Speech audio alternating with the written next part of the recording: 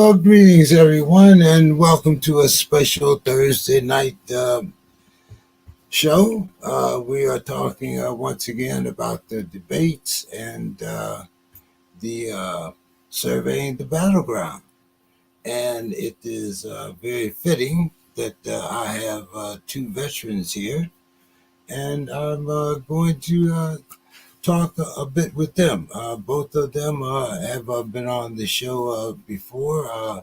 Some of you may remember Mr. Nick Collimeyer. He and I have went back and forth many times during the first election of 45, and also Mr. Bill Carroll. So let me get both of these gentlemen up here on the stage. Bill, how are you doing this evening? Very, very busy day. Speaking of veterans, at one of the career fairs where I was today, I had a chance to talk to some veterans, and I want to take the opportunity to work with them since veterans qualify for the Workforce Innovation Opportunity Act and the attendant benefits that attach to it. So it is one of the things that I do to try to serve those who've served this country. And good evening, Nick. How are you doing? Good for now. Maybe ask me in a little bit, but right now I'm feeling optimistic and quite content. That's probably about to be shattered. No, actually, I've kind of changed up my format a little bit here, and it's not going to be quite you and I running, butting swords like we used to during our meetings. I'm going to try to keep it civil between you and Bill. So we're going to talk a little bit about the debates. But first of all, how have you been over these past 4 years? Better than 2020. I think 2020 was the low point for most civil relations, and whether it was between neighbors or between states, it was just toxic rhetoric, and either side placed 100% of the blame on the other. And I think it was just a perfect storm of being sequestered in our own homes, not interacting with other people at work like we normally would, not getting outside. It doesn't take long for people's brain chemistry to significantly shift and view your political opponent. There's probably a less intense word, but your family member, your neighbor who just has a different outlook on politics, we view them as our enemy, and it reached a boiling point. I mean, I think Donald Trump probably broke up more marriages than Ashley Madison. So that's how I'm doing. How about you guys? I'm doing pretty well. I'm still above ground, so that's always a good thing. But I'm going to start out. As I said, we were talking about the debates. Was there something that was not covered that you wanted to be covered? And in your opinion, what was the most important topics that were addressed in the debates? And I'm talking about, you can choose either one or both. Sure. Do you want me to go first? Yes. So the main issue that I wanted to see brought up is the threat of China, how China really has used just absolute deception. They got away with taking Hong Kong and nobody seemed to care. There were zero consequences. Taiwan is going to be much higher stakes. And with Waltz, we couldn't have a weaker candidate on China. Biden was very weak, very compromised. Kamala, VP Harris, she's probably acting as the president right now, and Waltz are the perfect candidates if you are the Chinese Communist Party. And there's all these coincidences, no conspiracies maybe, but there's definitely so many coincidences Miss Harris, she loves school buses, and she was on the record saying that. Of course, she was mocked for it. And it turns out they gave about $384 million to a Chinese manufacturer of school buses, which then in turn gave a significant amount to the Harris campaign. And that's just one example. We have candidates that I feel are not just weak on the growing threat of China. And if people don't think that this threat really affects them, it's going to be far too late once they realize the implications, because Hong Kong did not directly affect us. Taiwan will. And everything from the backbone of this conversation, technologically speaking, with all the semiconductors and microprocessors that are being used to facilitate this conversation, I'm glad they are, we are way behind with chip manufacturing. There's no way we're going to be able to onshore the amount of technology that we rely upon Taiwanese manufacturing for. And it's beyond just the manufacturing. I don't want to give I'm going to try to be mindful of speaking too long, and I respect that you guys haven't interrupted me yet. I will return the favor as long as you do the same without interruption. But there were some substantive issues that were not addressed, so they could ask the typical DNC talking points. And that's how these debates always go. They're always on the Democrat-friendly networks. They always are Democrat-friendly questions. They try to gang up on the Republican every single time. They do fact checks on one side and not the other. And they let Waltz get away with ridiculous, totally unfactually substantiated statements, and hammered Waltz and fact checked him and were wrong on several of the fact checks. So I think the debate was a disgrace, but unfortunately the media is shaped where if a Republican wants to have his voice in the mainstream media, he has to set up the rules that are overwhelmingly set up for a Republican candidate. There is one moderately conservative mainstream network. There are at least 13 that are aligned with the Democrats. That should tell you everything you need to know. But it was nice to see Waltz and Vance have a mostly civil conversation. It was nice to see that again, like I hope we have tonight. It was refreshing to see that they agreed on some things that really are non-disagreeable, but there were other issues beyond China that I can mention. You asked me to give a response. That's my main issue. I'm happy to give 5 or 10 others, but I'll leave it at that since you guys didn't interrupt me. I respect your time. Go ahead. Bill. Well, I mean, there was very little substantive debate of a long host of things that would have been nice to hear about. We are in a precarious situation, and I am very respectful of some of the things I've said, and there was some definite truth of what was said, but I don't hear, or I'm not, let me rephrase that. I've heard lots of tough talk about China, but President Trump previously, despite lots of tough talk about China, has not done much about China. Lots of talk, but not much done. And especially with someone who's sort of a semi-isolationist, there's not a lot that I can see he's going to do. So while I'm not wild about anybody on China that I've seen thus far in the popular political realm, I don't think there's really much more than maybe a dime's bit of difference between either of them in terms of what they're actually going to do. There's a difference in what they're going to say they're going to do, but not a difference in what they're going to do. And of course, I can see why somebody would say, oh, they're against so-and-so, or this is slanted, or this is biased. And I can find people that will say the same thing in the other direction, right? It so much comes from where you're standing, right? You root for your team. That's how people are. That's human nature, to root for your team and root against the other team. I understand that. And you don't get to be an adult, hopefully, without understanding that. But these are enormously flawed candidates on both sides for a variety of different reasons. And I came to know Mr. Trump a little bit. My ex-wife worked in property management, and for 7.5 years, she worked in the New York market for a company called Related Management, which is owned by Stephen J. Ross. So if you know anything about Stephen J. Ross, he's a big friend and supporter of Mr. Donald John Trump. Trump would often come to some of the top level events that Related would have. Related is a very large, successful company, and my wife ran some of their ex-wife now ran some of their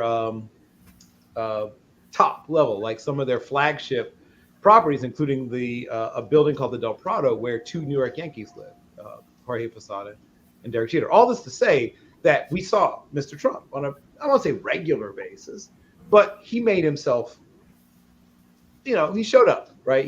He's a man that likes to be seen, I think is a good way to put it.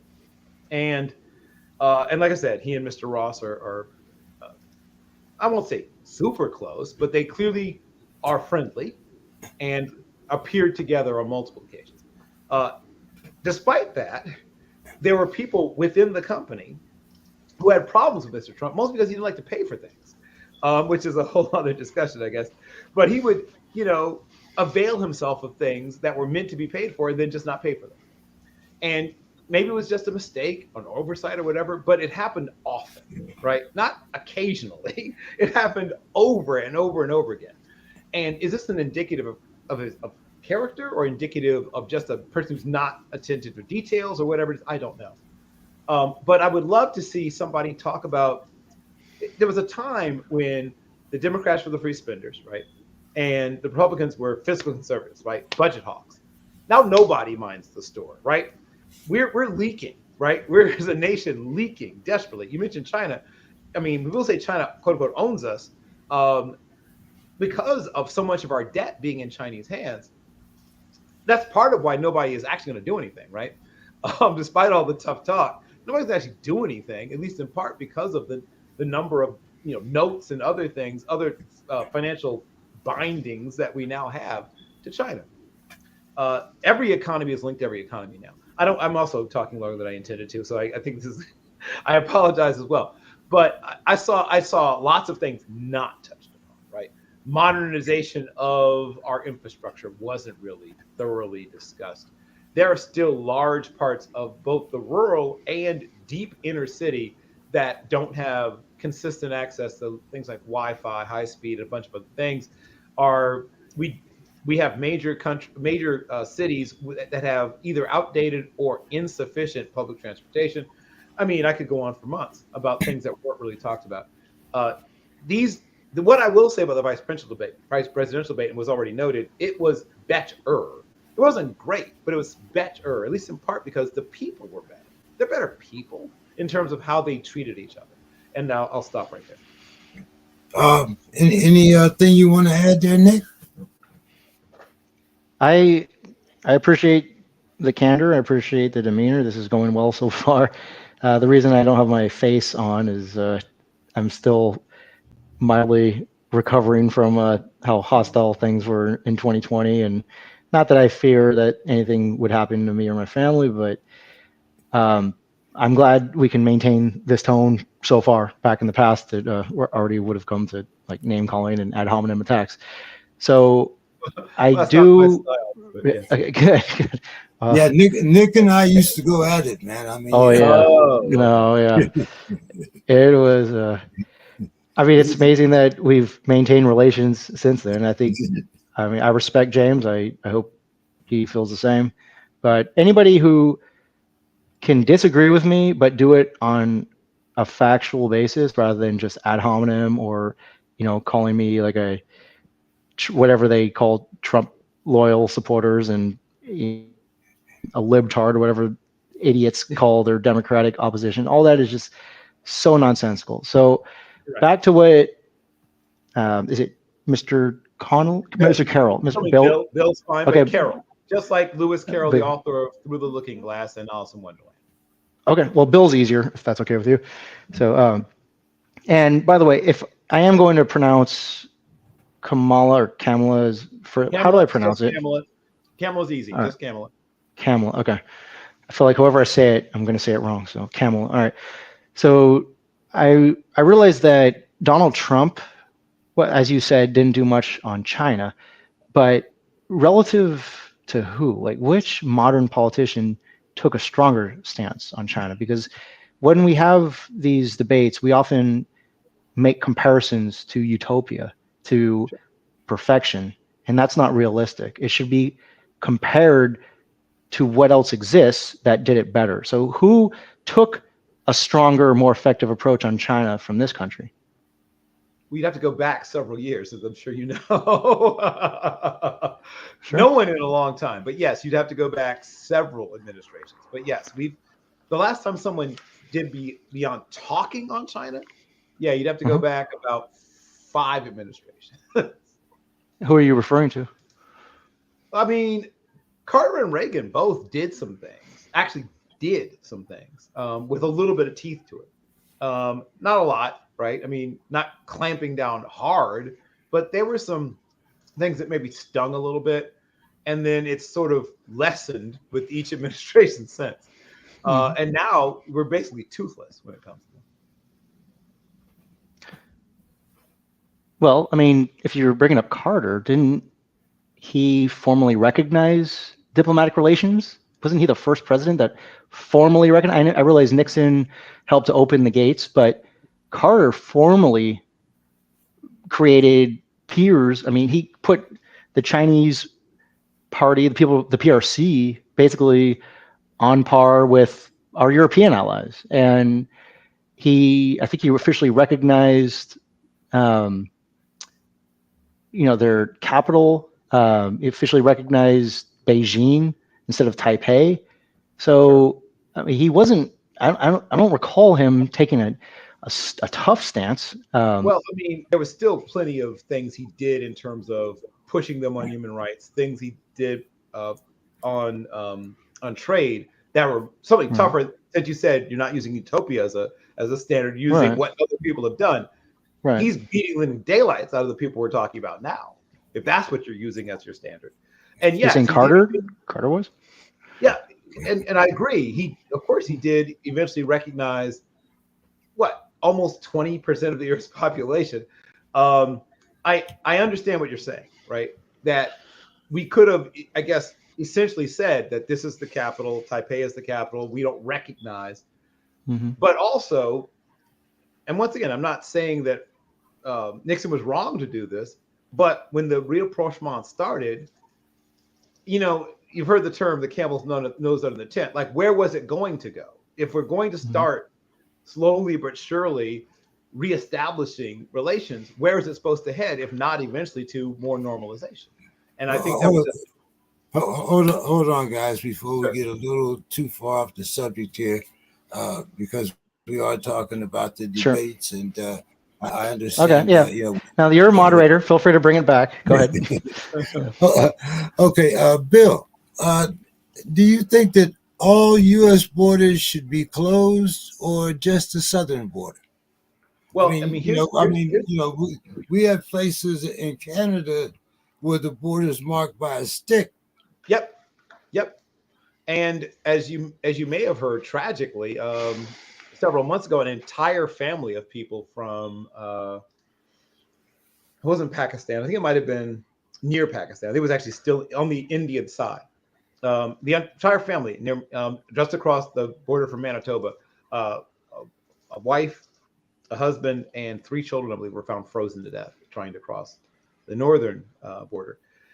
First of all, the idea of "quote unquote" closing borders, unless you're literally talking about what the 38th parallel, there's about what like Korea's doing or what East and West Germany did, you're not going to close a border, right? You can certainly restrict access much more than it's currently restricted, but closing, unless you're talking about a very large, probably military presence, in addition to structural,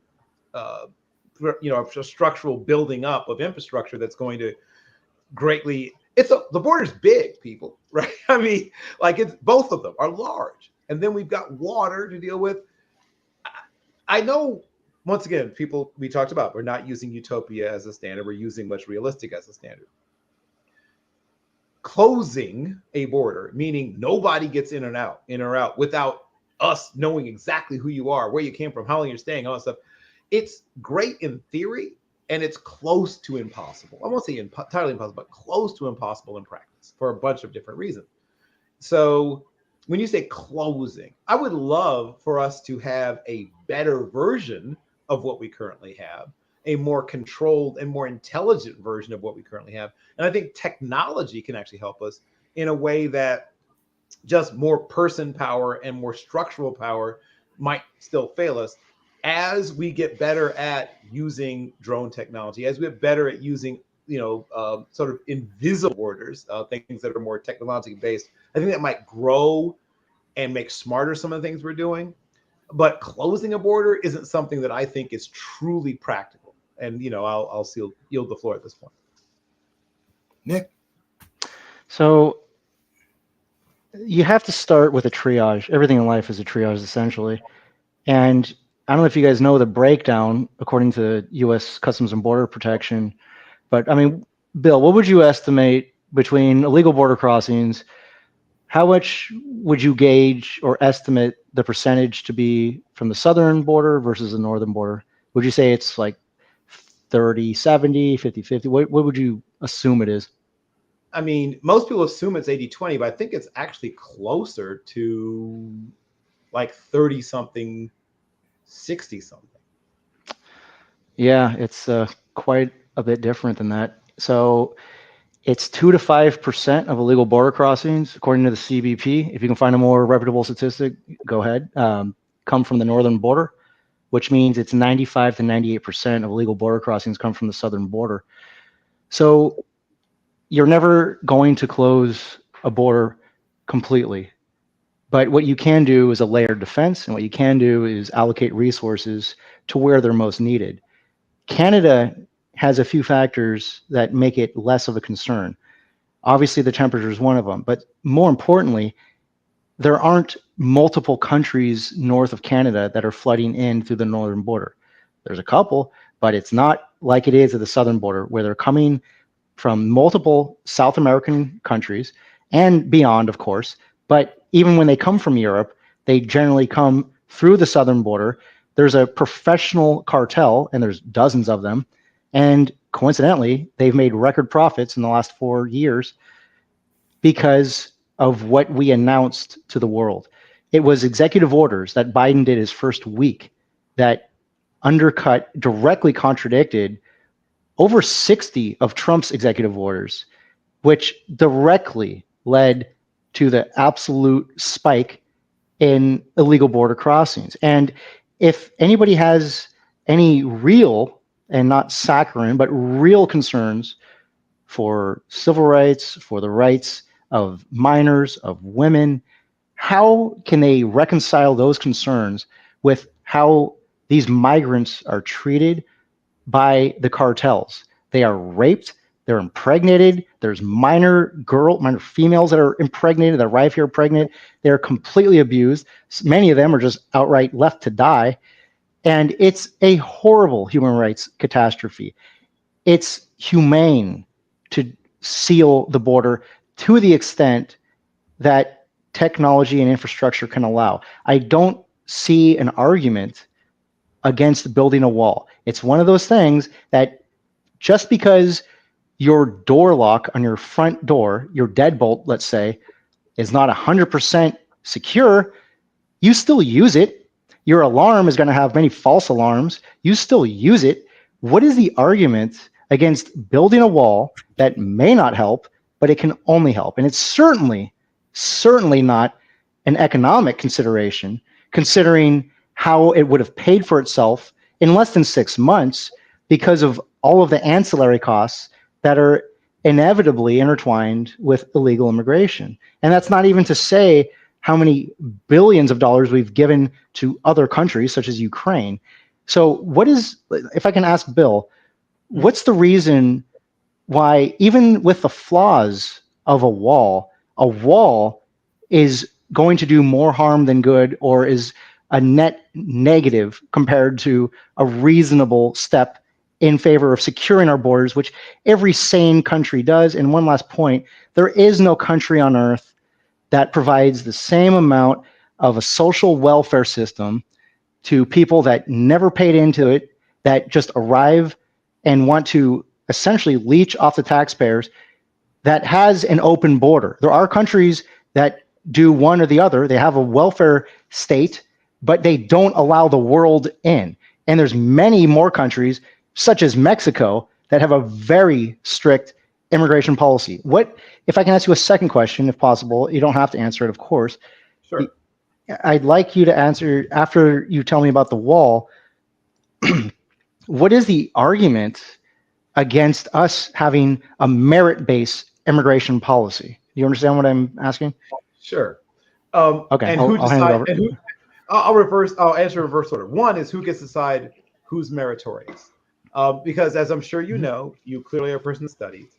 Our original immigration policy was the Chinese Exclusionary Act of 1877. And on its very face, it had one sole reason for existing, a bunch of stigmatized beliefs that people had about Chinese people, right? Mm-hmm. So, and the funny thing is now, right, when you hear people talk about Chinese and Chinese Americans, it's flipped entirely the things that they say about them. While they still be some things that people say that are somewhat, racially insensitive or sometimes flat out racist, they're not the same kinds of things, right? They're not saying that they're criminals. They're not saying that they're, they're saying they're very different things from what they used to say about the Chinese. If you read the newspapers of the late 1860s and into the 1870s and early 1880s, when there was the quote unquote yellow panic. So, and I'll say this. So in my job where I work, we deal with a lot of Venezuelan immigrants, and we are assisting them to find their way. Now, I hear a lot of talk about cartels, and I hear a lot of talk about drug smugglers, and I have met at this point a lot of people. The people I'm meeting are family people. They are husbands and wives. They have their children with them for the most part, and some of them are engineers. Some of them have worked in banking. Some of them are farm workers. Some of them are mechanics. Some of them are soldiers, people who were in the military there and are looking in some cases to join our military here. So I have had a chance in my work. We partner with Catholic Charities. We partner with the Coalition Against Homeless for the Western Suburban Chicagoland and a bunch of other things, where we are on the front lines dealing with what's currently happening. And I'm not saying that there isn't some element of it that is all the things you've talked about. And I'm sure that probably is, but I haven't met them, right? I'm sure that has happened. I'm sure they exist. I haven't met them. The people I've met, and I've met a lot of them, are people looking to, the classic story of just make a better life for themselves. To your question about a wall. I am sure that it will also spur a burst of activity to figure out how to beat it, right? That's how crime and punishment, or crime and attempts to deter crime, always work. When you come up with this thing, there's always going to be a counterbalance. And while I'm not saying that still doesn't make it worth doing, you're going to see a burst of how to beat that technology on the other side, right? Just like every time you cracked down on one way of doing something, when they figured out how to beat counterfeiters by doing this, by running, the holographic image, or changing the type of paper to a paper that's almost impossible to get, there's always a countermeasure. There'll be a countermeasure to the wall too. Does that make it not worth doing? Maybe it doesn't. I'm not 1,000% against it. I just think it's going to end up being the thing that we talk about why it didn't work as well as we thought it would. That's all. So how are we better off with no wall? I don't know if we're better off. I just think it isn't as significant a difference as people who want to see a wall think a wall would be. That's all. I think it would end up being a little bit of a disappointment to those that want to see the wall. I think it will do something. I'm not saying it'll do nothing. I think it'll do less than people believe. Let me talking about a wall. How come we can't build an electronic wall? Well, that's what I talked about already. I talked about making more. I was asking Nick. Why couldn't we build an electronic wall instead of a physical wall, and not have to worry about all of the inconsistencies of having to build a physical wall? All right, give me an example where an electronic wall is in use. I mean, we're a company of technology. I'm sure we could figure it out. All right, so describe this electronic wall. What measures would it use to provide actual deterrence and physical denial?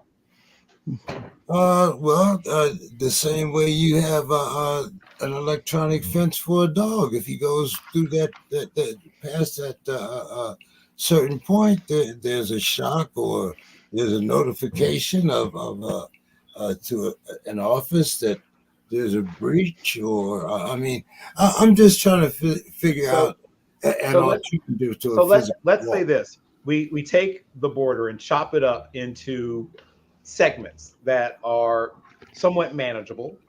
And at each one of those sections, there is an electronic monitoring system that anytime an object of a certain size passes through, sends up, right, a drone, a UAV or drone into the air, right, to intercept and monitor whatever that thing is.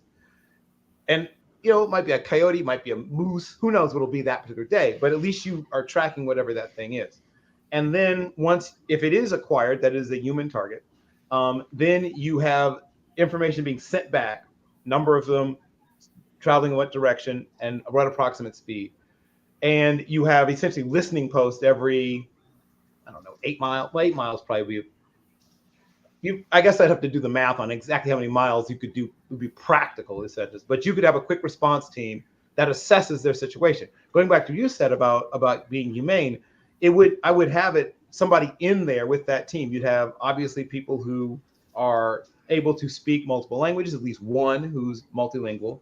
You would have somebody who's a medic in essence, and then I would have also probably a social worker. If indeed somebody has been trafficked or abused or things like that, I don't want them just to be facing somebody who's only law enforcement in terms of their training and background. So if truly we're talking about a humanitarian approach, then let's also make sure the approach is actually humanitarian, because a wall is not humanitarian, not on its face, not by itself, right? There's nothing human about it.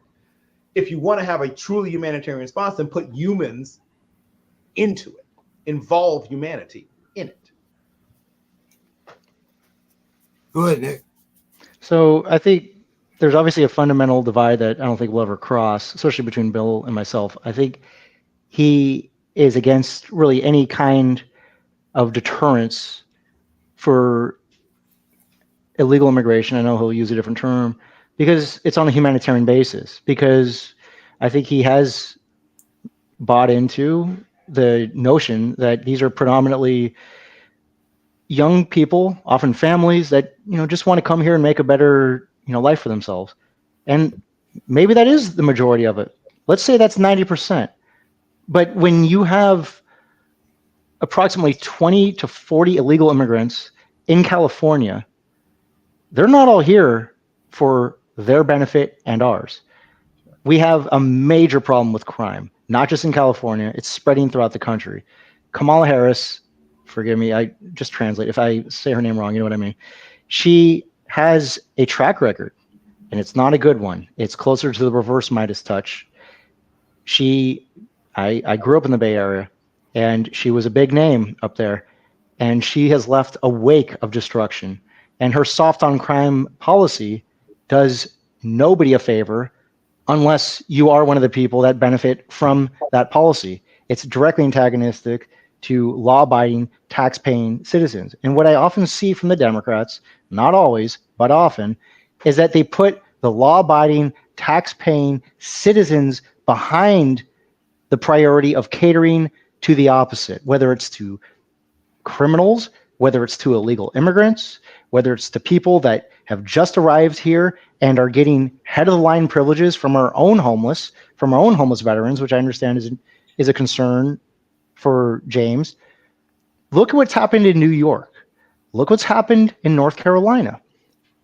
How could Department of Homeland Security claim they don't have the money to respond to one of their fundamental tasks of responding to natural disasters because they spent over $1.2 billion rehousing and relocating illegal immigrants to this country? So the people that profess their moralistic behavior and how compassionate they are for the world's poor, they never, and I don't use absolutes, but if you can show me an exception, bring it. I have never seen one of my ostensibly kind-hearted, liberal Democratic friends, often with the mandatory yard signage, to show that they're in favor of LGBT and Ukraine and, no human is illegal with that Marxist sign. It's like 9 lines. I've never seen them open their house and their backyard and their sofa and their kitchen to any of these illegal immigrants that come over here. And they certainly could. From someone who has extra bedrooms to someone who lives in an apartment. They have a couch, they have the ability. But it's a lot harder to put your actions in practice than it is to nail on a sign on the side of your house or slap a bumper sticker on your Prius to say that no human is illegal without doing anything of inconvenience to you. And I'm not directing this towards either of you gentlemen. This is a general critique of how hypocritical the opposition is when they say things that sound very noble, that, we're a nation of immigrants. No, we're not a nation of illegal immigrants. Yes, I know that statement can be picked apart. We ostensibly arrived here under questionable circumstances. How we treated the locals was terrible, but it was fitting for the time. If you look at how Native Americans treated other tribes and how the world was basically always at some state of conflict. So again, always compare to what was contextual, not to utopian. So we have immigration policies. I'm sure each of our families that grew up here did not break their way in. And it also outrages many Americans, I'm sure many Mexican, Hispanic Americans that followed the rules, Indian Americans, Asian Americans that went through enormous burdens, not just of time, but of money to follow the immigration policies at great expense, just to see someone else violate all of those rules, get treated even better, not even have to learn the language, knowing that states like California will modify their curriculum. They will hold back native-born students so they can teach ESL to an impossibly growing population of students that don't even speak the native language. How could anybody believe there aren't very real consequences? And you can see it. So I know I've said a lot. Again, thank you for not interrupting me. I could obviously go on for longer, but I will interrupt myself to let you respond. I'm going to let you respond here, Bill, before we move on. Okay, so I don't know if you count churches when you talk about, I don't know. I'm only talking about residences. No, individual homeowners that have these signs outside their house. No, I'm just talking about those individuals. They don't open their homes. Well, they could. Some of them do, and some of them have. And I don't know if I should name any of them by name, but I do know. No. Do you have any? Just as one example. Nick. All right. No one interrupts. All right, I'll stop. Go ahead. My fault. Well, Nick, I live in a small apartment in a big city, so I personally have not, because I barely have room for my stuff. But I do know people, including one who, he knows who he is because I was just in a meeting with him recently, and he's got 2 people in his home right now. You know who you are if you're watching. Now, and he's not a big signage person. He's actually a pretty quiet person. He is a retired. He's actually he works as a what do you call that now when you're a volunteer? Well, I mean, don't out him. You asked the question. You asked the question, so I'm going to answer it. I know of multiple people, but I'm thinking of one particular person right now who I was just in a meeting with about what we're talking about, and homelessness in general, but how this impacts what they're doing. He has taken multiple people in his life, and not all of them immigrants, but homeless people into his home for years, including now some people who are immigrants. And he's able to help them some of them literally just want to be here for a little while and go back, right? You know that also, that not all of them are intending to stay forever, ever, ever. And once again, I know this because that's what they tell us. Now, could they be lying? Sure. But some of them, you can tell their plan is a probably 3-ish to 5-ish year plan to get themselves together to go back in a better state than when they left. Also, many of them are legitimate asylum seekers, right? From places where their lives are not worth 10 cents if they go back there. I have friends who had to leave Uganda because their lives were very much in danger. They would have people they knew well had already been killed, and they had a good sense that their lives would be not worth much more if they didn't leave soon. So I get all the things that you're saying. I do. I hear all the things that you're saying. And I can see the merit even in some of the things you're saying. But I talk on a fairly regular basis to people who are part of dealing with the people who come here and some of the people who come here. And while I can understand your frustration, right? You grew up in the Bay Area, you have this picture in your mind of what that should look like, and then you're seeing what it now looks like. Your frustration is clear to me. I think we are sometimes pointing. It's funny, like when we always point at the results, right? And the symptoms. And sometimes we are in a nation that feeds on certain things. And I think both of us would agree that there are people who will benefit from this surge, right? These people are working, many of them. And they're working in places sometimes, and I'm not going to name a place, but I know of a place that I have helped to organize some complaints against, that I know is paying people less than minimum wage, right? I busted them on it. And they're taking advantage of the fact that these people, as you said, do not speak English and are afraid to complain themselves for a variety of reasons. So there are people who are benefiting. It's not always just the immigrants. There's also other people benefiting from their presence here. And I am with you on fixing some of these things. But to put all of the onus on these people who are, in my experience, and once again, I know I haven't met all of them, right? I've met a tiny percentage, but a few hundred in my work. And maybe I'm just a terrible judge of character. Maybe they're all secretly murderers or something. But I would be shocked to find that some of these people, and they're not all young, some of them are grandmothers and a few even great grandmothers and great grandfathers, but they don't want to leave their families, right? And when their family says we're going, they may not have gone on their own, but they want to see their grandchildren, their great grandchildren. Family. Say what you want about at least once again, the ones I've met. These are very family oriented people, right?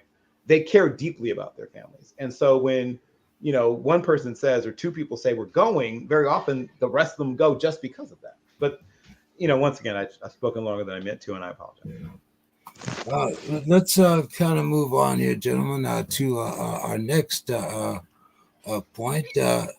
Bill, in both debates, the subject of the economy was brought up and concentrated on price increases. Uh-huh. Why do you think that the question of record profits was never brought up? Because it never will be. That's not how things work here in America. But here's what I will say. There are certain things sort of around the edges that a president can do that can certainly have some effects on these things. But the economy is largely its own, it drives itself to some extent. And while there's certainly things that presidents and Congresses and other things can do that can speed up or slow down economic processes, unless it is a massive thing like the New Deal or something like that, they rarely actually change the direction of the economy. And it actually really was World War II that really changed the direction of the economy. But the New Deal slowed down to some extent the depression. Didn't stop it by any stretch. Like I said, it was World War II that really did that. But it at least put in that initial safety net that kept, some people from sometimes literally killing themselves, right? Because they had no way of taking care of their families. So at least it did that little bit. But I think most of us overestimate the power that presidents and even, to some extent, Congress and things like that have to directly affect the economy. There are other factors that generally drive what goes on in the economy. And so, yes, they talked about, once again, a lot of rhetoric. Most of it, at least, as you said, was somewhat more high toned and calm than it was in the presidential debate. At least on the vice presidential side, it was, better handled. But like I said, and this is just my opinion and my observation, I really believe most of what happens to the economy is out of the hands, and probably thankfully, of what politicians can or can't do. Nick? What's So your I thoroughly agree with your last statement. The government that has its hands in the economy the least allows the economy to achieve its natural cycles. What we've had the last at least 8 years has been very uncomfortable Fed tampering with the economy. And as recently as just about several months ago, the Fed lowered interest rates when, as you guys are saying, the corporations are making record profits. The economy is very hot. The jobs report came out. It was far better than some had hoped it would be. And yet the Fed lowers interest rates. So that's one of two things. Either they're trying to put their thumb on the scale in favor of a continued Democrat presidency, or they're just really bad at their job.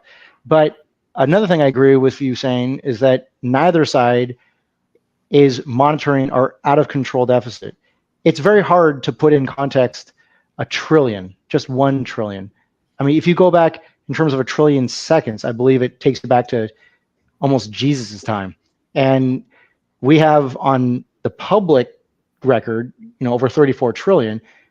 What is actually more likely is it's far greater than that, because the government borrows from one agency to pay off the other, and they're also borrowing from Social Security, and it's a complete mess. And there's no way we ever even get out from underneath the growing interest payments to pay down the principal.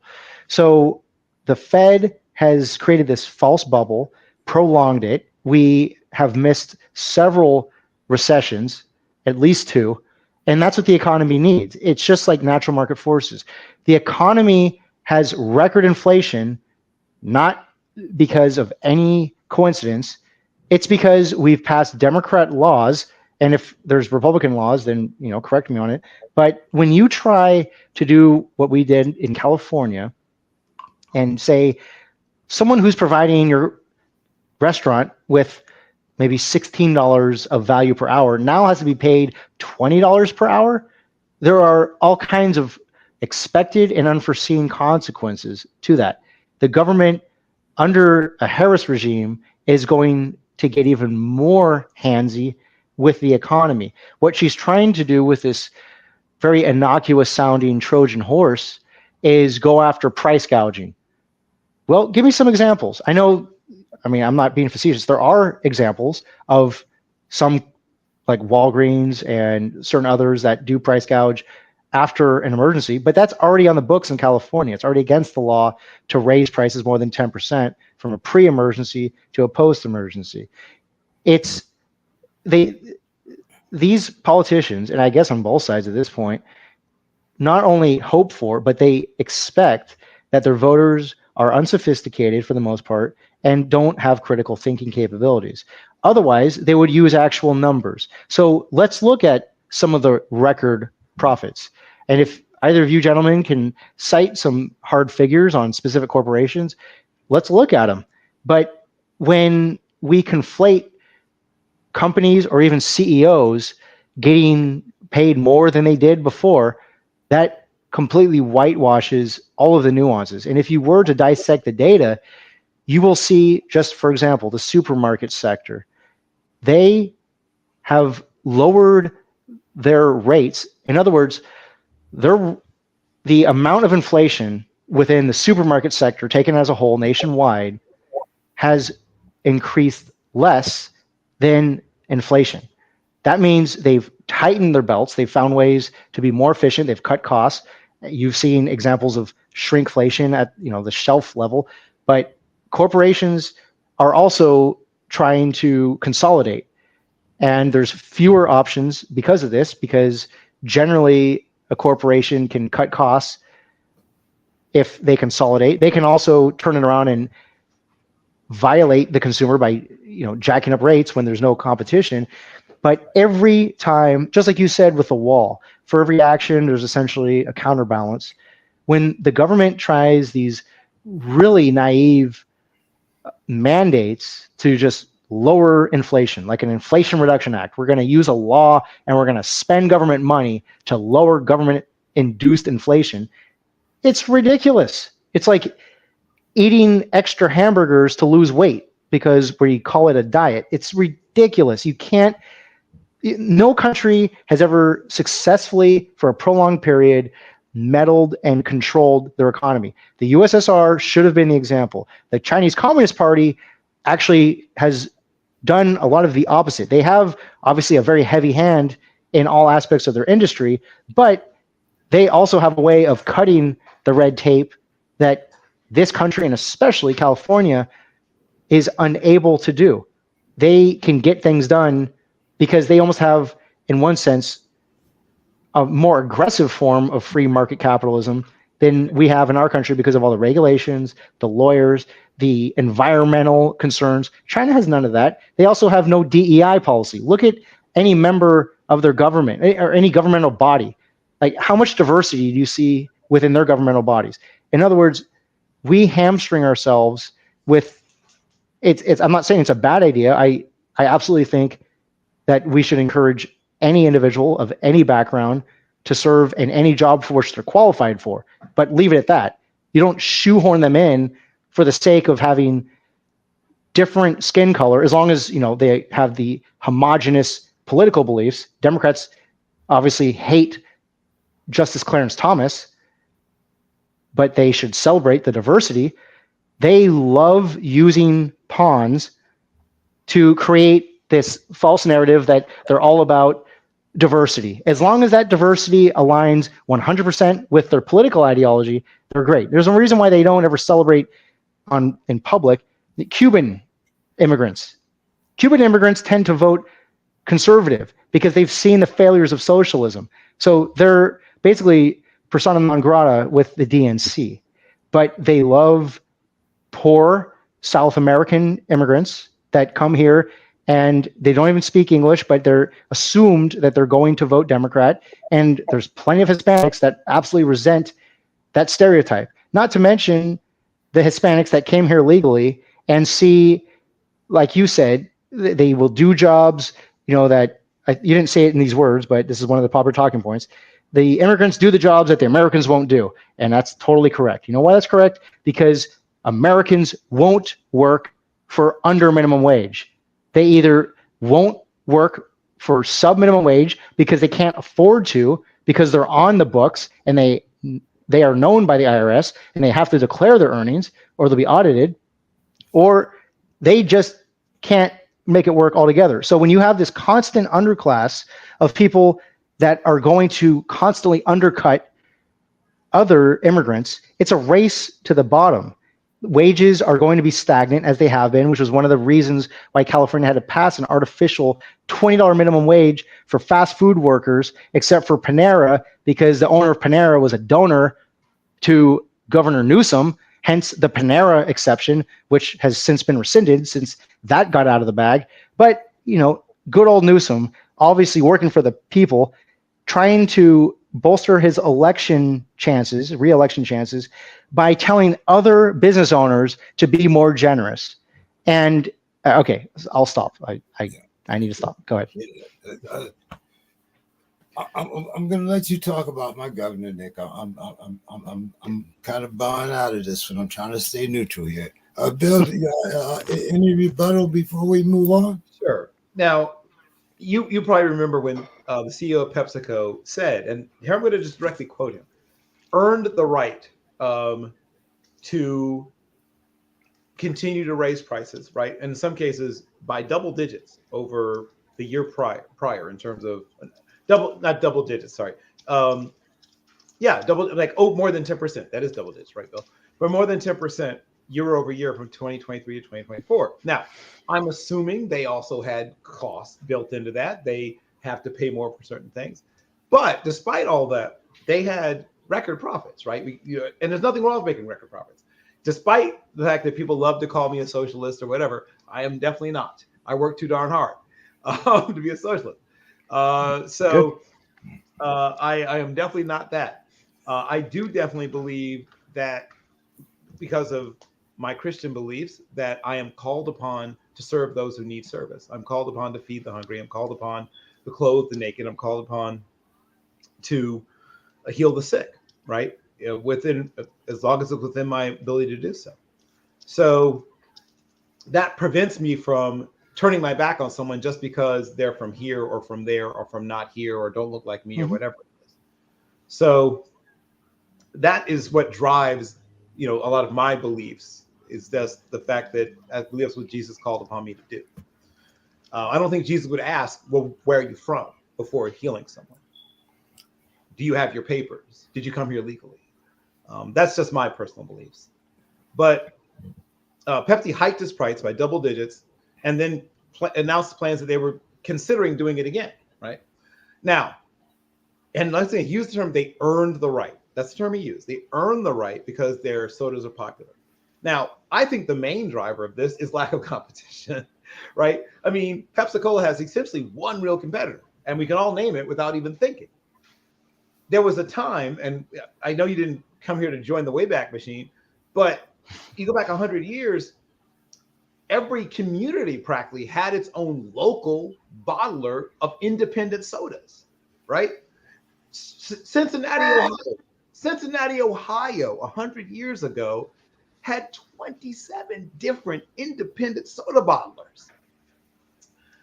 So we now live in essentially a duopoly, and I'm not a soft drink drinker, but I do sort of keep tabs on it, where if you are a drinker of soft drinks, you have these, over 90% of the marketplace is divided between two. And it's not hard for two organizations to decide what the price is going to be for pretty much everybody else. And while I'm not saying, we need to be running out, doing what Teddy Roosevelt did and, breaking up, trust busting and things like that. If somebody is going to build a duopoly or a monopoly or whatever it is that they're building, where the price is whatever they say it is for pretty much everybody in the country. 60% of the poultry in our country comes from 4 companies. 70% of the pork in our country comes from 4 companies. I think that more than anything that anyone does politically is what's driving what we're talking about. Price, collusion or price fixing, whatever, is hard to do if there's thousands of people in the marketplace, thousands of organizations in the marketplace doing the same thing. But if there's 2 or 4 or 6 even, it's not that hard. I truly believe that's the real thing that's building this into it. And yes, you're right. The government is bad at the economy and almost always has been bad at the economy. Every time the government gets involved this is where you and I very much agree, maybe for different reasons, but we agree that the government's been bad, probably always will be bad, whether Republican or Democrat. When they start doing anything with the economy, the results are almost always bad. So there, I think we pretty much agree. But like I said, I think maybe for slightly different reasons, we are at a place now where there's more and more concentration of both personal wealth and also institutional wealth in a smaller and smaller number of hands. And while that may not be a concern to you, it is a concern to me, because what these, I want to use oligarchs or robber barons or whatever, but whatever term you prefer, they also have undue influence on our politics. And I would love to see Republicans get involved also in trying to chase money back out of our politics. There have been several attempts. Some of them, I think, well-meaning. Some of them, I think, maybe disingenuous. But to at least say, let's make it harder for people to flood dark money into our politics. And I don't care if you're a Republican, a Democrat, independent, whatever. If you are for making it harder for dark money to flood into our politics, I'm with you on that. So maybe we agree on that as well. I don't know where you stand on that. But Citizens United was that quote unquote camel's nose under the tent. Not that politics wasn't already flooded with money before that, but that sort of took the finger out of the dike, so to speak. And now what was already a flood became a tsunami. And I believe that if we continue to allow that concentration, I'm not against people getting rich. I would love to be rich. But when you get to a certain point where certain corporations, certain people can essentially buy and sell many of our political structures, that to me perverts what I think of as a healthy republic. And I'll stop right there. Let's see. Let's move it on here. let's stay with you here. I'm going to talk about J.D. Vance. Bill, did J.D. Vance rewrite Trump's platform, i.e., with saying that 45 tried to save Obamacare? And do you think that Trump will sign a national abortion bill? Ban, I'm sorry. I think he tried to rewrite history a little bit. And I'm going to say something I'm going to get some flack for. I don't dislike J.D. Vance as a person. I think that, and I followed his career from long before this point. He's a bright guy. He's a thoughtful guy. Sometimes says some very strange things. I don't know what makes him say some of these things out loud where people can hear him. But I truly believe that some of the things he wants to do are good things. I think he sometimes, I don't know. He seems to have changed. Like it happens, right? Nobody stays in American politics long without abandoning several of their seemingly deeply held positions and then picking up some new ones. But to what you said, yeah, he's sort of rewriting history a little bit. Now, I mean, Donald John Trump had no deeply held feelings about anything in politics not so long ago. He's a person that came to politics fairly lately, was a registered Democrat for most of his adult life, and didn't really care about a lot of these things until fairly recently. I think that he's getting a combination of his own interpretation of things and people telling him certain things goes into what he decides to say or do on certain policies. And that's where someone like Vance, who has a much deeper understanding of American politics, real understanding, his own understanding of American politics, is going to try to help Trump, right? He's going to try to help him because he can position things differently and he thinks more deeply about things than Donald John Trump is one of those sort of gentleman C students who has, had success in life, in certain parts of his life, and sort of feels somewhat entitled to do or say certain things because of that. But Vance, who sort of had to use your merit, I mean, meritocracy means everything to different people. I think that Donald John Trump is a great example of someone who's sort of born on third base. Vance sort of had to earn his way to where he got, and I respect him more for that. But yeah, he's trying to clean it up or pick a term. And even Obamacare is a Frankenstein's monster for a bunch of different reasons about, the insurance lobbyists and stuff like that. I have the advantage / disadvantage of having known Barack Hussein Obama since 1999, when I lived with a young man named William David Burns, who was his top staffer when he was a state senator in the 13th state senatorial district, state of Illinois, on both appropriations and education. So I got to hear their conversations. And obviously, he's like everyone, he's changed, right? Time, aging, whatever. But I got to hear sort of him developing in the early part of his political career, back when he was a part-time law lecturer. And, Michelle was the primary breadwinner. And Michelle at the time was pregnant with their second daughter. So those people who want to say that, somehow this is a man, I have seen a baby move around inside of Michelle. So I can assure you that this is very much a biological woman. And I don't know where that stuff comes from, but whatever. But the point I was making is that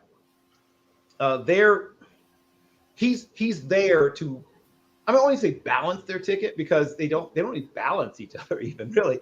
But he is the guy who has the deep thoughts, right? He is the guy that has given himself to sort of grinding through things and digging into things and researching things and thinking things through.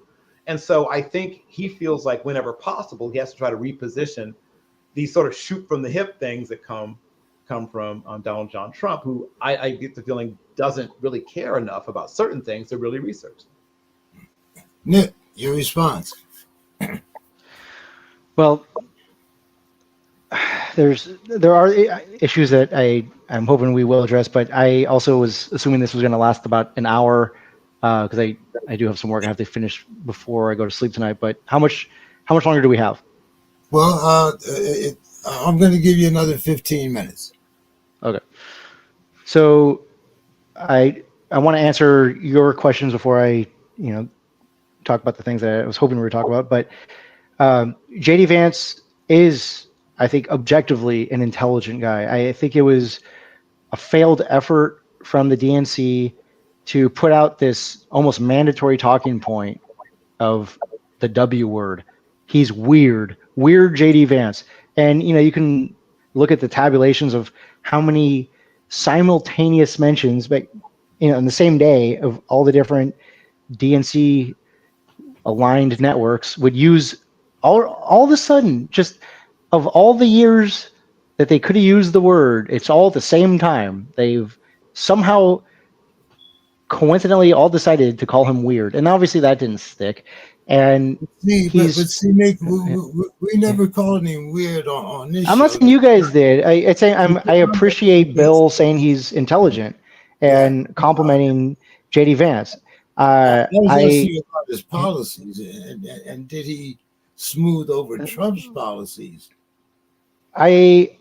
Yes, he did, and I don't think Trump's policies needed much smoothing, except for the delivery, because Trump is very indelicate. He's just a bull in a china shop. So Vance can be a decent spokesman. Unfortunately, Trump has a history of burning bridges far more often than he apparently doesn't. And if Vance makes one misstep, he's going to be treated like Trump's former VP. So it is interesting that Vance was not completely supportive of Trump in the years past. Trump was someone that Vance criticized on multiple occasions. And I don't think that's a liability for Vance. I actually think it's the opposite, that Vance was not a Trump loyalist. He was convinced. It'd be far different if this was someone like Marjorie Taylor Greene, who A, is probably insane, and B, obviously, toes the line for Trump and is absolutely part of the ultra MAGA wing of the GOP. Vance is a free thinker. I completely value his military service, and I can't understand why it isn't a prerequisite. If you're going to be the commander-in-chief of the most powerful military in the world that can do untold devastation, and untold devastation to the individual's family, not just our enemies, but our soldiers or sailors or airmen and Marines, you have to understand the sacrifice you are asking your enlisted ranks, especially, to undergo.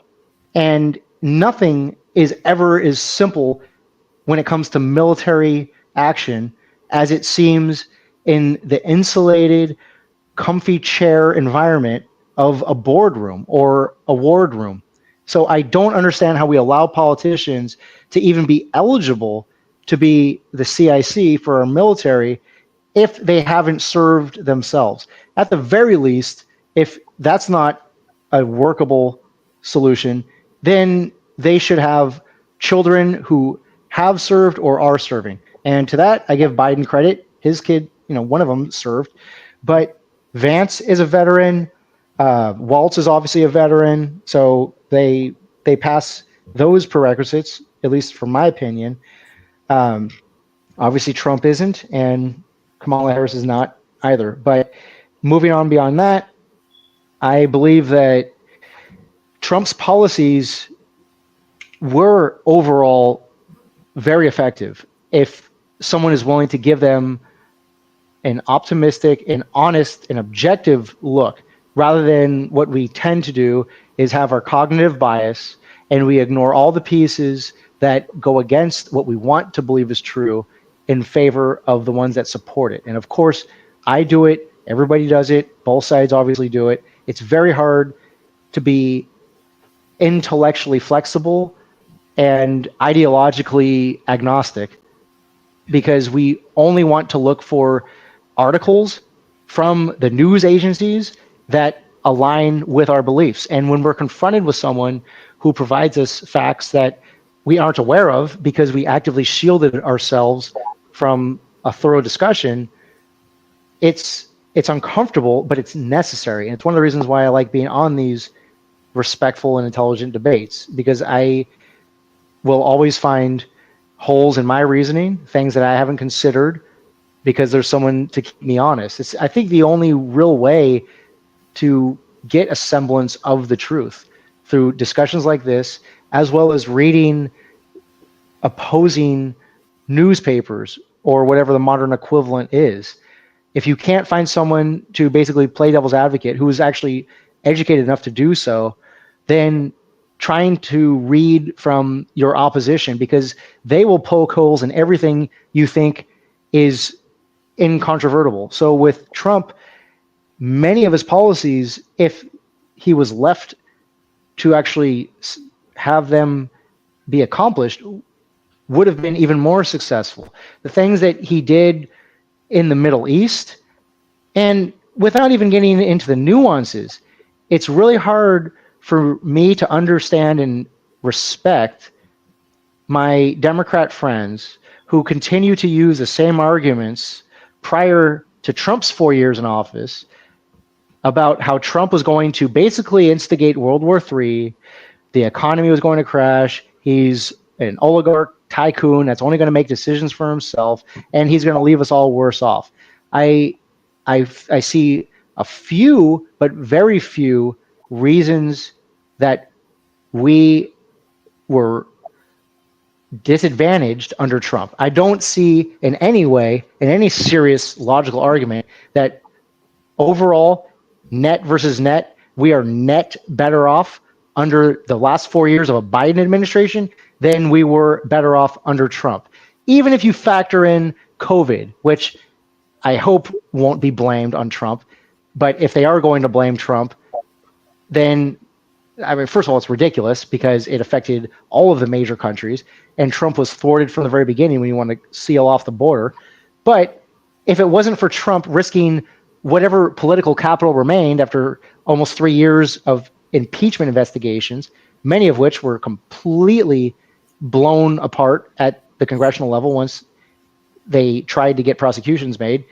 The Mueller report, absolutely ridiculous, but it totally impaired and disabled Trump in many ways for almost 3 years. So if it wasn't for Trump rushing the vaccine with Project Warp Speed and risking his political capital, only for the vaccine to be announced 1 week after the election, total coincidence, we'd be even worse off. So Trump walked an impossible tightrope. He did it better than I think any other modern politician could. He's incredibly stubborn, as every billionaire has to be. You have to be incredibly stubborn to be a billionaire, because to get to that level of wealth, even regardless of how he started with his dad's money, whatever, with someone like Trump, he's made his livelihood doing what people told him couldn't be done. It's very similar to Elon Musk. And we have to ask, why would someone who is a self-made, okay, I'll grant you he's not self-made, someone who is a billionaire like Trump, why would he even want to run for president and potentially face prison time, as he's still potentially facing? He's arguably worse off. He never collected a salary. He arguably was far more selfless for running for president than any other DNC or GOP candidate. And I can list the reasons we were better off if it isn't immediately apparent. We have almost a two-front war under one regime. Nick, you said that you Okay. thought the show was only going to last an hour, but I mean, Well, I thought I had 15 minutes for my closing statements. Yeah, okay. I'm going to give Bill a chance. Yeah. But then All right, I will cut it off there. Just I hope that last point was taken. Yeah, and then I'm going to give both of you, a 5 or 10 minute chance. Perfect. To, put your points of view. So, Bill, any rebuttal to? Well, I mean, my main thing is talk to anyone who's ever been part of business dealings, and not even adversarial business dealings with Donald John Trump, and they will never use the term selfless. What I will say is he is a bold person. He's incredibly bold. He definitely wants to do things that people say can't be done. There, we 1,000% agree. Like there's a stubborn, we 1,000% agree. Mm-hmm. I just can't find anything, having gone pretty thoroughly through his life from his youth to this day, that would make me call him selfless. I think he thinks a great deal of himself. And I think that the cherry on top of his celebration of himself Sunday was being president of the United States. But what I will say is there were, like every president, there were things that could have or would have gone well or gone better if things had worked out differently. And you can say that about literally every single president we've ever had. I do believe that, to his credit, he was willing at times, as stubborn as he was, to change his mind on certain things. But I remember watching him call COVID a hoax on multiple occasions, and we were slow off the mark to respond, at least in part. I'm not blaming all that on him, but in part because when people were bringing things to him and trying to bring things to his attention, he wasn't very interested. And we lost almost 3 whole months of possible response time. And in a pandemic situation, when you lose everything, is that first 60 to 90 days in response. So, I mean, take that for what it will. I think from that point, once we got awakened, or whatever term you want to use, I think he did a fairly decent job. I'm not going to knock what happened once it started happening. I just think we lost so much valuable time. It was hard to ever, put that particular toothpaste back in the tube, just because that is such a valuable part of response. But since you used the term triage, that's what popped into my mind. But the same way that you're saying, let's look without, or try to look without, our various cognitive biases at certain things. The great allegation is that she's just going to be a puppet for Obama. And I often challenge people, as you often challenge people, okay, look if you can, without your various things that you dislike about Barack Hussein Obama, and look at the actual years that he was president and what he was handed, right, when he becomes president. And then, the classic, what did he do with the situation he was handed? Now, I'm not saying that Kamala Harris is as talented a politician or a person as Barack Hussein Obama was. What I am saying is that if you truly believe, as some seem to, that she's simply a puppet and he's this puppet master, then it might be reasonable that you might see some of the same results that we had in his presidency. I truly believe that if Trump is willing to change and listen, which is variable in his character, sometimes he is, sometimes he isn't, he has the potential to do reasonably well in the right situations. But I have real doubts about his ability to consistently be a good collaborator and a good partner. And you mentioned military service. While I would love that, it's probably not practical, but I would love to see somebody at least prove that they have the ability to listen to opposing views, other than their own, and at least consider them seriously. I would love to see something that makes sure that you can do that before you're allowed to be president. Because unfortunately, you mentioned the echo chamber. It's not just out here amongst the public and the voters. It's happening increasingly in politics. I am old enough to remember, and maybe you are, maybe you aren't, to remember Tip O'Neill at the end of the day going at it hammer and tongs with Dole or whoever, and then they would throw their arm on each other at the end of the day and go drink, right? Mm-hmm. There was a very different collegial atmosphere. I have friends who work for Senator Paul Simon, and one of his sort of famous little Paul Simon-isms was, we can disagree without being disagreeable. And there was a certain level of decorum.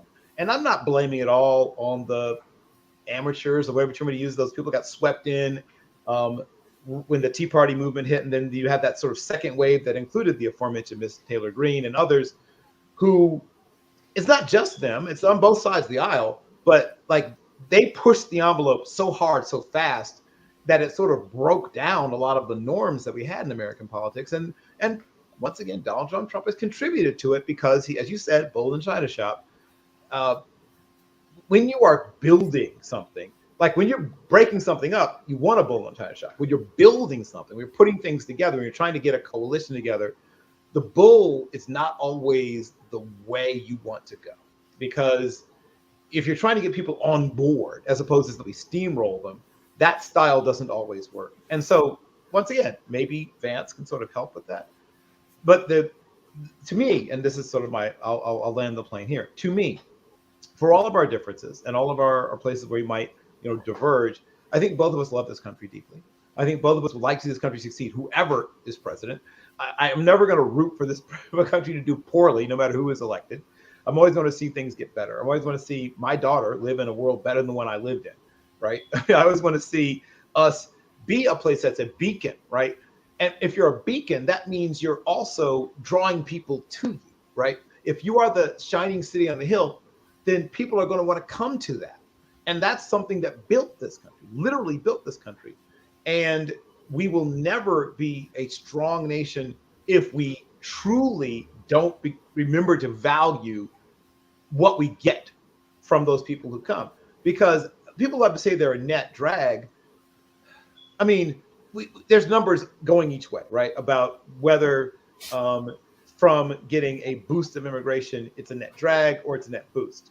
Because there are also people crunching numbers who say the opposite, that it's a net boost. I don't know, maybe it's different in different places, but I do know that some places in Illinois have been largely saved. Some smaller communities that were losing population, losing jobs, and losing these things have had a boost. Springfield, Ohio talked about this too, where they've got a boost by having these people come in who increased property value, who took jobs and grew in those jobs, right? And schools that would have been closed were saved, Catholic schools particularly, right? And once again, most of the, not all, but most of the people that we have coming in are Catholics, practicing Catholics. And I know friends who work for the Chicago Archdiocese who say this could be our Hail, to use a term that might be a little too unknown, our Hail Mary, that saves them from losing several schools in the Catholic Archdiocese. So once again, I've talked more than I meant to. There's things of value to be taken, I hope, from what both of us have said. And I'm glad, Nick, that you were here. I do not reject out of hand the things you said. And whether we agree or disagree, I want you to do well. I want you to have a long and successful life. I hope your children are happy people. I hope you succeed in all of your endeavors. And if it turns out that your side wins, I will root for them to do well and be successful. I hope that you'll do the same if my side wins. I think it's a great way to wind this down. I love this debate, and I'd be happy to come back and do another one if we can maintain this rare civility. Unfortunately, it is rare, but it's great when it happens. And I told you I've changed, Nick. I've turned over a new leaf.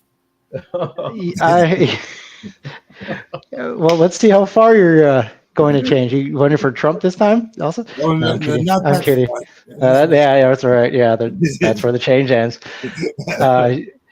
So it's great that two people on, and I wish there was a more delicate way to say it that's less inflammatory than like opposing sides. We're not enemies. We're not opponents. We just have different methods to, I think, the same eventual goal, to have a better life for not just ourselves, but for our kids, as I believe every generation and every responsible parent has had that, motive.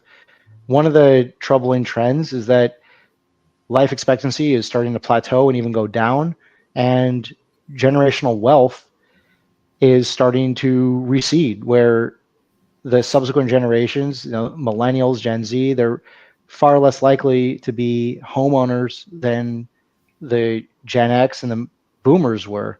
Yep. And that's a troubling trend. And I think both sides want the problem to be fixed.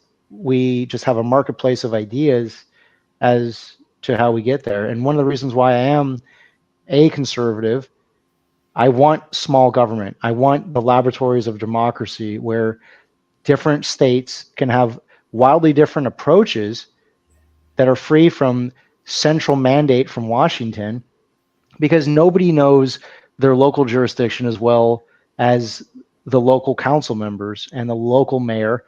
But we have such an over-reliance on Washington to dictate our lives when it's completely irresponsible. Just as you don't want mandatory rights to own a gun, I think my side doesn't want, abortion being mandatorily imposed. I have differing thoughts than the traditional conservative stance on abortion. You're more religious than I am. You might actually have more GOP aligned positions, although I doubt it.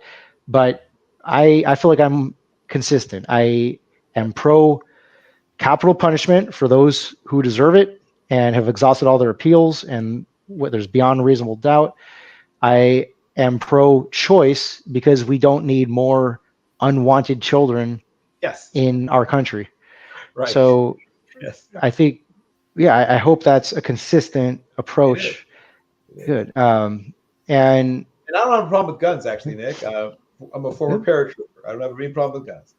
good. Good. Yeah, I mean, guns are just like any tool. They can be used for a legitimate use or the opposite. And when we have these discussions about guns, it's rarely brought up the statistics on self-defense, on how they're used to deter home invasion. I mean, if they didn't have a place, and if they were just a net negative, then I would urge Kamala Harris to tell her Secret Service to not carry guns. But there's a reason that's a ridiculous proposition. She understands that guns can and will be used for self-defense. Sure. And it she's shouldn't just be the a gun owner. Yeah, she has guns. Yeah. according to her. I mean, she owns a Glock, as if there's only one type of Glock. I'm not completely convinced she's an actual gun owner. I think someone might have, whispered in her, yeah, you're gun owner. What's a gun? Well, like a Glock. I mean, there's so many different types of Glocks to begin with, but I wish she would have been pressed a little more on that. And it's surprising. I am actually very impressed by her admitting that, because I think that's going to put her at odds with a certain cohort of her constituency. So she went on a limb to say that, whether it's true or not, regardless. But I just wish that these discussions on any polemical topic would incorporate more of a balanced consideration. And I'll leave it at that. There's obviously more I could say. I really enjoyed talking to you. Thank you, James, for facilitating this. And before one of us says something inflammatory, we should call it. We're gonna leave this clean. We're gonna have a nice clean landing and walk away. Yes. Yes, we are. Thank you for joining us. Hey, thank you so much, Nick, for your time. As you can see, I'm sure it was well worth it. We had a very nice conversation. Yeah. And this is how I try to. Well, now, if you come to the sports crib, it might be a little bit different, but Can I ask one last question for James? Sure. Is there a way that we can download this so I can share it with my entirely Democrat family to say, look, I had a civil discussion for over an hour? Yeah, it's on YouTube. It's on LinkedIn. You can get it off any of those sources that you want to download. All right. If you wouldn't mind sending me the YouTube link, next day or so, that'd be great. Okay, that'll be fun. But hey, guys, thank you so much. I know I went over a little time. I promised you guys an hour, but the conversations got a little intense. But thank you so much, guys. And one last thing: the reason that some of us have problems with leaving things in the local hands is my father couldn't go to high school for a whole year because the local school district decided to shut down their schools rather than integrate. So sometimes things get sticky with that local control. Mm-hmm. Yeah. But hey, guys, as I said, it was good having the both of you. Show much respect between the two of you, and I love that. We're all former vets. Well, we're all veterans here, so yeah, much respect for everybody. So. Hey, thanks everyone for listening. I appreciate your time, and I'll see you before the election. Have a great night. And thank you, James. Thank you, Bill, and thank you to the James audience. Yes, thank you, Nick. All right. Have a good night, everyone. Good night, everyone. Take care, guys. So where'd you find him, James?